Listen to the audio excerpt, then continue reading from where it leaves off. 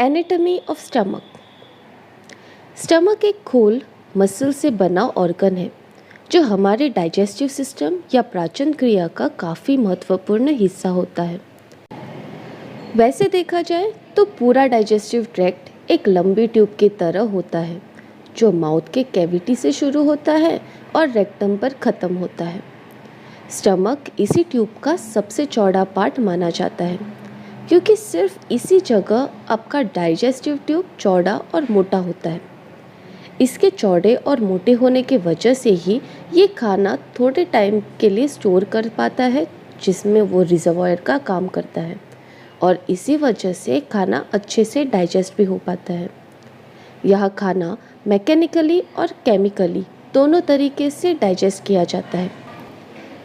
अब अगर इसके लोकेशन की बात करें तो स्टमक इसोफेगस और स्मॉल इंटेस्टाइन के बीच में पाया जाता है।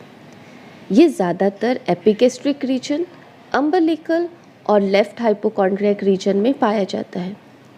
ये T11 से L1 वर्टिब्रल लेवल के आसपास पाया जाता है।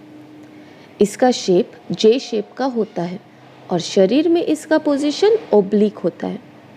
इसकी साइज़ 12 इंच लंबाई और 6 इंच चौड़ाई की होती है और क्योंकि ये खाना स्टोर करता है तो इसकी कैपेसिटी नवजात शिशु में तो 30 ml होती है जो प्यूबर्टी तक बढ़कर 1000 ml हो जाती है।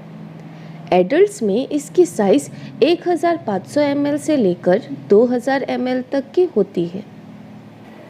तो चलिए अब बात करते हैं इसके एक्सटर्नल फीचर्स की। इसमें हम पढ़ेंगे स्टमक के भाग, कर्वेचर्स, लेयर्स, ओपनिंग्स और सरफेसेस के बारे में। तो पहले बात करते हैं स्टमक के भाग की। स्टमक 3 हिस्सों में बटा हुआ है। पहला फंडस, दूसरा बॉडी और तीसरा पाइलोरस। फंडस ये स्टमक का सबसे ऊपरी हिस्सा होता है। अब इस डायग्राम को अगर आप देखोगे तो यहाँ आपको ये कार्डियक नॉच दिखेगी जहाँ इसोफेगस आपके स्टमक से मिलता है। इस नॉच से एक सीधी लाइन खींचने पर जो स्टमक का पार्ट इस लाइन के ऊपर होता है उसे हम फंडस कहते हैं। ये डोम या आधे सर्कल के आकार का होता है और इसोफेगस के लेफ्ट में पाया जाता है। इसकी इंटरेस्टिंग बात यह है कि फंडस में कभी भी खाना नहीं पाया जाता। ये वो जगह है जहाँ डाइजेशन की वजह से बनी गैस इकट्ठा होती है। फिर आते हैं स्टमक के बॉडी पर। स्टमक की बॉडी उसके फंडस और पाइलोरस के बीच में होती है। ये स्टमक का मेजर पोर्शन बनाता है और इसके 2 कर्व्स होते हैं जो हम आगे पढ़ेंगे। यह खाना एक्चुअल में डाइजेस्ट होता है। स्टमक का लास्ट पार्ट होता है पाइलोरस। ये पाइलोरस 2 हिस्सों में बटा हुआ है। पाइलोरस का पहला भाग होता है पाइलोरिक एंट्रम जो स्टमक के बॉडी से शुरू होकर पाइलोरिक कनाल या ये जो संकोचन या कंस्ट्रिक्शन दिख रहा है बिल्कुल वहाँ तक होता है। ये अराउंड 2 सेंटीमीटर का होता है और इसमें बहुत सारे पाइलोरिक ग्लैंड्स होते हैं जो म्यूकस को सिक्रीशन का काम करते हैं और यहीं पर आपको G सेल्स भी मिलेंगे जो गैस्ट्रिन सिक्रीटिंग एंडोक्राइन सेल्स भी कहलाते हैं। ये सेल्स गैस्ट्रिन को सिक्रीट करता है जो गैस्ट्रिक एसिड के सिक्रीशन को स्टिमुलेट करता है और गैस्ट्रिक मोटिलिटी या मूवमेंट को भी बढ़ावा देता है। पाइलोरस और आपके स्टमक का लास्ट पार्ट होता है पाइलोरिक कनाल जो पाइलोरिक एंट्रम और स्मॉल इंटेस्टाइन के पहले पार्ट डियोडेनम के बीच होता है।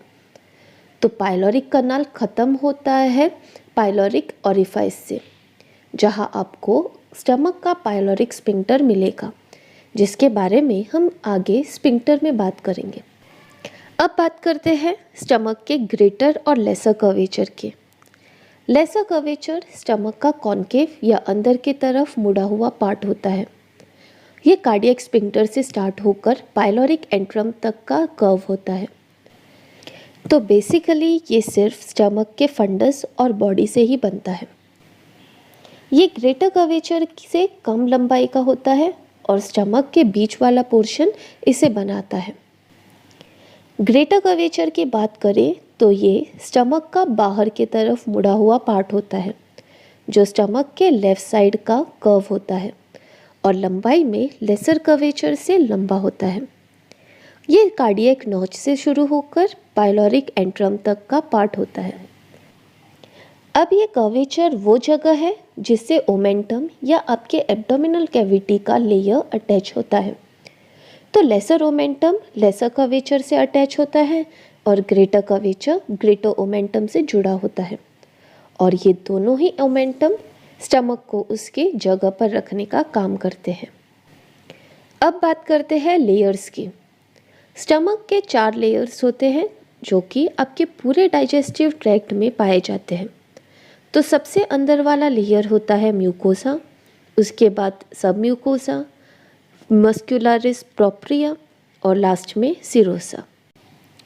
म्यूकोसा सबसे अंदरूनी और इम्पॉर्टेंट लेयर होता है स्टमक का। ये बहुत सारे ग्लैंड्स और स्पेशलाइज्ड सेल से बना होता है।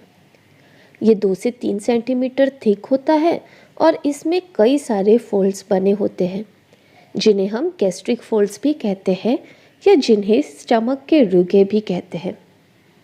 इन फोल्ड्स की खासियत ये है कि जब स्टमक में खाना भर जाता है तब ये फोल्ड्स ओपन हो जाते हैं और स्ट्रेट हो जाते हैं, जिससे स्टमक आराम से एक्सपांड हो पाता है। अब ये कॉलमनर एपिथेलियम से बना होता है जो म्यूक्सिन या म्यूकस सिक्रीट करने में मदद करता है।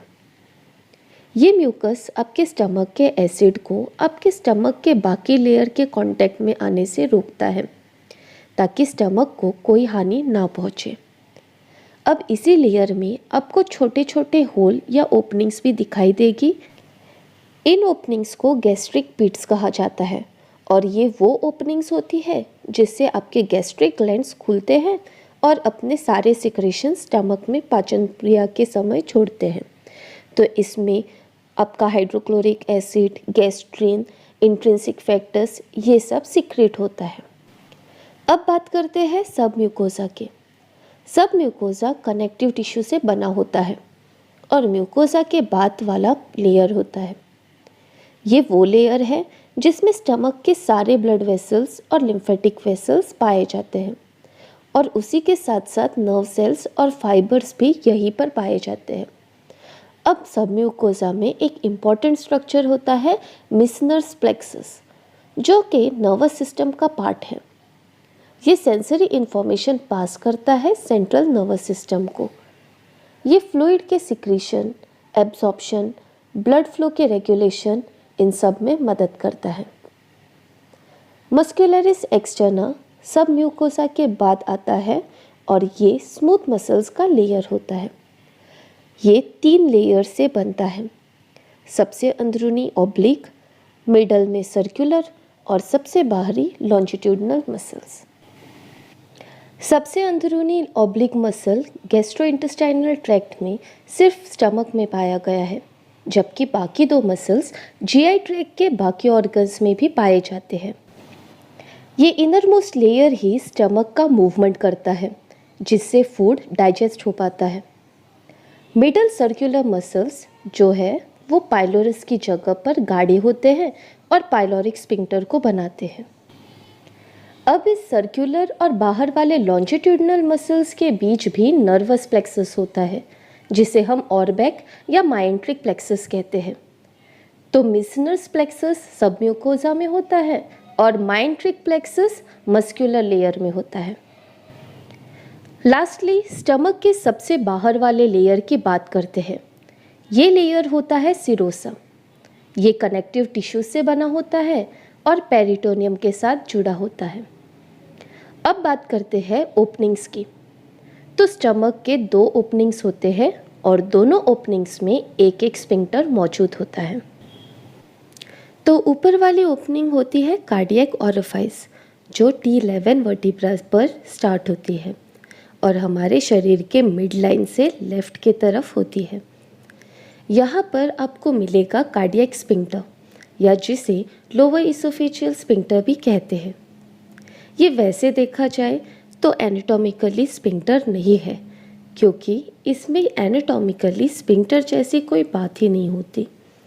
ये एक फिजियोलॉजिकल स्फिंक्टर होता है जो खाने के फ्लो को रेगुलेट करता है। Stomach intra abdominal pressure, mucosal folds और डायफ्राम के मदद से। उसी जगह बात करते हैं पाइलोरिक ओरिफाइस की, जो L1 वर्टिब्रे के लेवल पर पाया जाता है और शरीर के मिडलाइन से राइट के तरफ डिओडिनम से जुड़ा मिलता है। अब ये एनाटॉमिकली एक स्फिंक्टर है क्योंकि इसमें स्मूथ मसल से बनी एक रिंग होती है जो इसे खाने के फ्लो को रेगुलेट करने में मदद करती है। सरफेसेस की बात करें तो स्टमक के दो सरफेसेस होते हैं, एक एंटीरियर या आगे वाला सरफेस और दूसरा पोस्टीरियर या पीछे वाला सरफेस। एंटीरियर सरफेस के पास होता है लीवर का लेफ्ट लोब, हमारे एब्डोमेन की एंटीरियर वॉल और ट्रांसवर्स कोलन। पोस्टीरियर सरफेस में हेमीडायफ्रम, स्प्लीन, लेफ्ट किडनी और पेनक्रियास। हिस्टोलॉजिकली बात करें तो स्टमक के 4 टाइप्स के सेल्स होते हैं। सरफेस म्यूकस सेल्स जो म्यूकस सिक्रीट करते हैं और कॉलमनर एपिथेलियम से बने होते हैं। पैराइटल सेल्स जो हाइड्रोक्लोरिक एसिड सिक्रीट करता है और विटामिन B12 के एब्जॉर्प्शन के लिए ज़रूरी इंट्रिंसिक फैक्टर भी सिक्रीट करता है। चीफ सेल्स पेप्सिनोजन सिक्रीट करता है जो पेप्सिन में कन्वर्ट होकर प्रोटीन्स को डाइजेस्ट करने में मदद करता है। और लास्ट में है न्यूरोएंडोक्राइन सेल्स, जिनमें 3 प्रकार के सेल्स होते हैं और तीनों गैस्ट्रिक जूस के सिक्रीशंस में मदद करते हैं। स्टमक का ब्लड सप्लाई लेसर कर्वेचर के साइड में लेफ्ट और राइट गैस्ट्रिक आर्टरीज से होता है और ग्रेटर कर्वेचर के साइड में राइट और लेफ्ट गैस्ट्रोएपिप्लॉइक आर्टरीज से होता है। स्टमक का वीनस ड्रेनेज लेसर कर्वेचर के तरफ राइट और लेफ्ट गैस्ट्रिक वेन और ग्रेटर कर्वेचर के तरफ राइट और लेफ्ट गैस्ट्रोओमेंटल वेन से होता है। इसका नर्वस सप्लाई वेगस नर्व से होता है। तो स्टमक में बस इतना ही। आशा करती हूँ लेक्चर आपको पसंद आया होगा। प्लीज़ चैनल के साथ ऐसे ही जुड़े रहे। मिलते हैं अगली वीडियो के साथ, तब तक के लिए सी यू सून।